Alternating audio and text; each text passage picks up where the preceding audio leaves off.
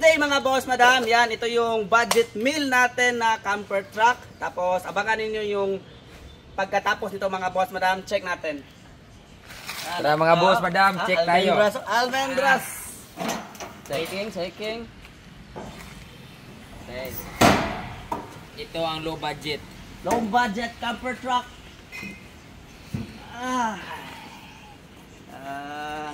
Tapos siya gumawa mga boss, madam. Yan. So, ikot mo boy. 260. Ikot mo boy. Yan. Maganda yung board. Oo. Yan ba? Tapos kung gusto mo mag-charge, mayroon charger port dito mga boss. Yan. May charger port. Yan. Very wow. Tapos sa ilalim naman, meron ding lagayan soon.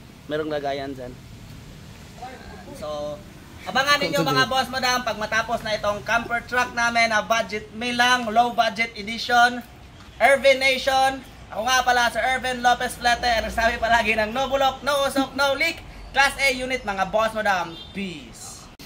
So, good day mga boss, madam. Yan, partial part 1 lang sa ating DIY low budget edition camper truck.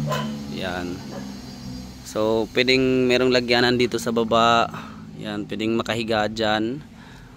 Tapos, yan, nafi-flip, dalawang stand. Lalagyan ng foam. May, anong tawag nito? Charger port.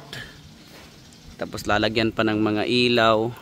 Tapos, dito, lalagyan ng upholstery. Tapos, yan, naka-bend na dyan sa gitna para walang tubig na magsistay. Tapos meron ditong upholstery pababa. Merong upholstery dito. Merong akyatan dito. Yung ladder niya dito ilalagay. Nafi-flip din.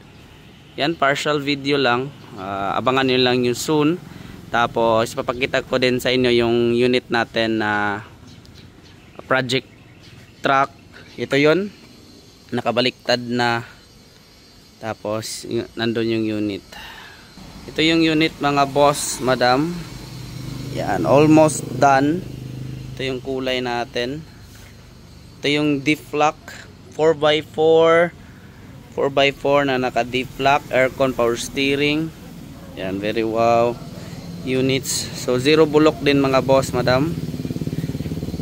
So abangan nila ninyo soon pagkatapos nito. Yan, mag-i-engine cleaning pa dito, checking pa sa mga wire, lahat na. Tapos ito yung nagkulay, si Roy.